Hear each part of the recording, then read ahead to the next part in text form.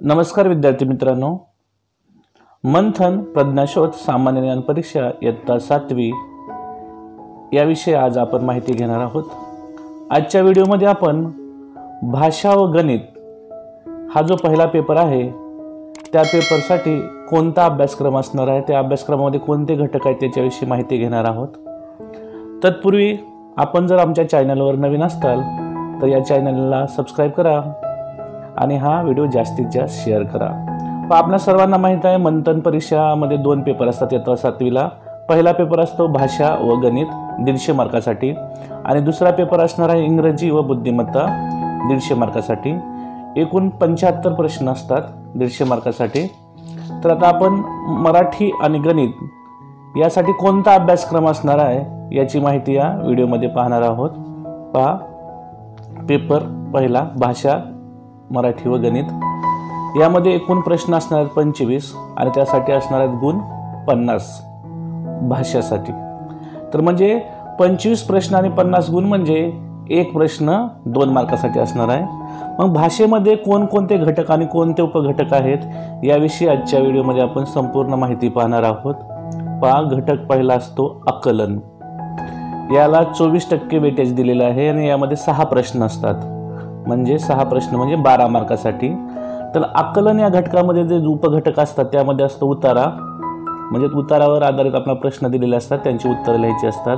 त्यानंतर कवितेचा परिचय उतारा असतो, कविता असते एक, त्यावर आधारित आपल्याला काही 3 प्रश्न दिलेले असतात त्याचे आपल्याला उत्तरे लिहायची असतात।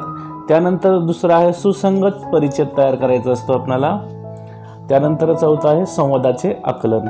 अशा प्रकारे आकलनावर आपल्याला 6 प्रश्न येतात या 4 घटकावर: उतारा, कविता, सुसंगत परिच्छेद आणि संवादाचे आकलन। त्यानंतर दुसरा घटक असतो शब्द संपत्ती। याला देखील 24% वेटेज आहे। 6 प्रश्न असतात।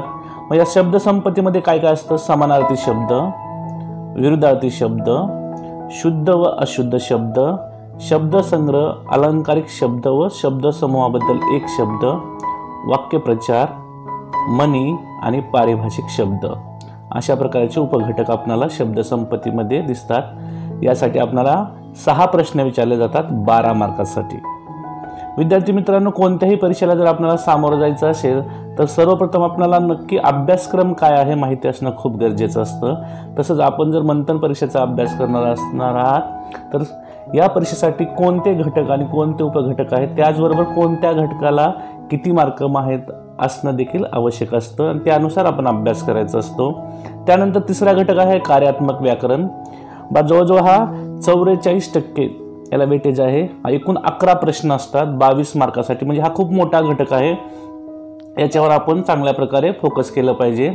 यामध्ये उपघटक कोणते असतात: वर्णविचार, संधी, शब्दांच्या जाती, लिंग, वचन, सामान्य रूपे आणि विभक्ती प्रत्यय, प्रयोग, वाक्यांचे प्रकार, विरामचिन्हे, क्रियापदांचा काळ व प्रकार। अशा प्रकारे 11 प्रश्न आपल्याला 22 मार्कासाठी येणार आहेत। आणि त्यानंतर शेवटचा घटक आहे सामान्य ज्ञान। 8% वेटेज असते। 2 प्रश्न असतात, म्हणजे 4 मार्कासाठी मराठी विषयाशी संबंधित सामान्य ज्ञान। यामध्ये आपल्याला पुस्तक, एखादं नाटक, नाटकाचे लेखक वगैरे याविषयी माहिती विचारलेली असते। अशा प्रकारे आपल्याला भाषा या विषयामध्ये हे घटक आणि त्यांच्या उपघटकांचा अभ्यास करायचा आहे। आपण एक समजून घ्या विद्यार्थी मित्रांनो की आपल्याला भाषेसाठी एकूण 25 प्रश्न येणार आहेत इयत्ता 7वी मंथनच्या पेपर प्रश्नपत्रिकेमध्ये आणि त्यासाठी गुण असणार आहेत 50। त्यानंतर दुसरा जो आपला भाग याच्यात असतो तो गणिताचा। तर आता आपण गणितामध्ये कोणते घटक आणि कोणते उपघटक आहेत याची माहिती पाहणार आहोत। पहा, पेपर पहिल्यामध्ये विभाग 2 असतो गणित। एकूण 50 प्रश्न असतात 100 गुणांसाठी, म्हणजे या ठिकाणी पण एक प्रश्न आपल्याला 2 गुणांसाठी असणार आहे। तर याच्यामध्ये पहा काय असतं, आपल्याला पहिला घटक पाहूया आपण, संख्याज्ञान। 6% वेटेज दिलेला आहे, म्हणजे एकूण प्रश्न पत्रिकेमधील प्रश्न जे असतात त्यापैकी 6% प्रश्न हे संख्याज्ञानावर असणार आहेत। यामध्ये पहा उपघटक पाहूया आपण, नैसर्गिक संख्या, पूर्ण संख्या, पूर्णांक संख्या, परिमेय संख्या, सम संख्या, विषम, मूळ आणि संयुक्त संख्या। हा पहिला उपघटक असणार आहे संख्याज्ञानमध्ये। त्यानंतर दुसरा आहे स्थानिक किंमत, त्यानंतर पुढे आहे सूचनेनुसार मोठ्यात मोठी किंवा लहानात लहान संख्या तयार करणे आणि जास्तीत जास्त संख्या बनवणे। त्यानंतर पुढे आहे परिमेय संख्यावर त्यावरील क्रिया आणि संख्या रेषा। अशा प्रकारचे संख्या ज्ञानावर आपल्याला उपघटक असणार आहेत। 3 प्रश्न म्हणजे 6 मार्कासाठी हा घटक असतो। त्यानंतर दुसरा घटक आहे पहा संख्यावरील क्रिया। 14% वेटेज दिलेलं आहे। 7 प्रश्न असतात म्हणजे 14 मार्कासाठी। तर यामध्ये आता उपघटक कोणते आहेत ते आपण पाहूया। विभाज्यता, क्रियांचा क्रम व कंस। त्यानंतर दुसरा उपघटक असतो महत्तम सामायिक विभाजक म्हणजे मसावी आणि लघुत्तम सामायिक विभाज्य म्हणजे लसावी। त्यानंतर वर्ग आणि वर्गमूळ, व्यवहारी अपूर्णांक, दशांश अपूर्णांक, घातांक, गुणोत्तर व प्रमाण, एकमान पद्धत व चलन आणि सरासरी। अशा प्रकारे संख्यावरील क्रिया यामध्ये आपल्याला हे उपघटक दिसून येतात। त्यानंतर पुढील घटक आहे पहा भूमिती। 20% भारांश असतो म्हणजे यामध्ये एकूण 10 प्रश्न आहेत। 10 प्रश्न म्हणजे 20 मार्कासाठी असतात। आता भूमितीमध्ये कोणकोणते उपघटक असतात पहा। भूमिती यामध्ये मूलभूत संबोध, त्यानंतर कोन व कोनाच्या जोड्या, त्यानंतर समांतर रेषा, वर्तुळ व वर्तुळ क्षेत्र व वर्तुळखंड, त्रिकोण व त्रिकोणाचे प्रकार, त्रिकोणाची एकरूपता रचना व शिरोबिंदू संगती आणि त्रिकोणातील एक संपात, पायथागोरसचा सिद्धांत, चौकोन व चौकोन रचना।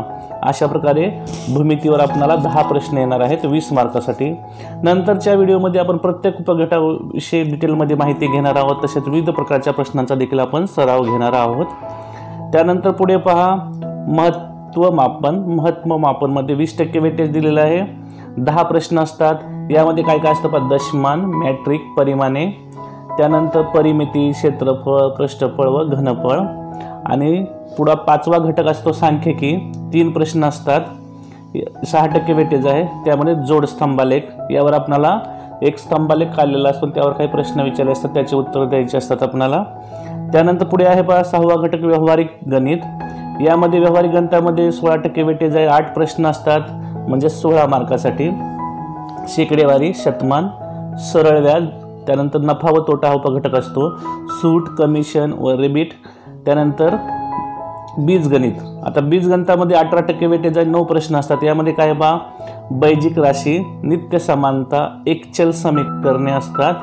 अशा प्रकारे 7 आपणाला या ठिकाणी घटक आहेत आणि हे उपघटक आपणाला गणिताच्या पेपरमध्ये दिसतात। आपण मागील सांगितल्याप्रमाणे एकूण 50 प्रश्न असतात 100 मार्कासाठी म्हणजे भाषा व गणित या पेपरमध्ये। तर गणिताचा खूप मोठा भाग आपल्याला या परीक्षेमध्ये असणार आहे। तर अशा प्रकारे एकूण दोन्ही भाषा आणि गणित असे दोन्ही मिळून एकूण 75 प्रश्न असतात 150 गुणासाठी। तर विद्यार्थी मित्रांनो आपण मंथन परीक्षेचा जर अभ्यास करणार असतील तर सर्वप्रथम आपल्याला घटक आणि कोणते उपघटक आणि कोणत्या घटकाला किती टक्के मार्क आहेत, किती टक्के वेटेज आहे हे माहिती असणं खूप गरजेचं असतं। त्यानुसार आपण अभ्यास करायचा आहे।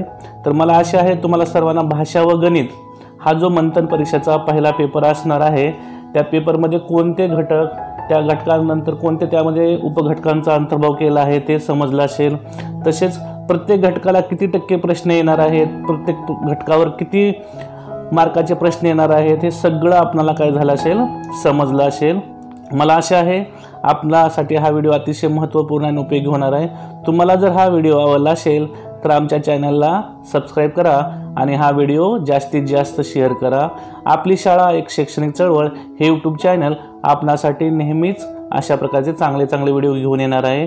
त्यानंतर आपण मंथन परीक्षा इयत्ता 7वीचे जे संपूर्ण उपघटक आहेत त्या संपूर्ण उपघटकावर आपल्याला जास्तीत जास्त प्रश्नांचा सराव कसा करायचा आहे त्याविषयी संपूर्ण मार्गदर्शन केलं जाणार आहे। पुन्हा एकदा भेटूया एका नवीन व्हिडिओसह। तोपर्यंत सर्वांना मनपूर्वक धन्यवाद।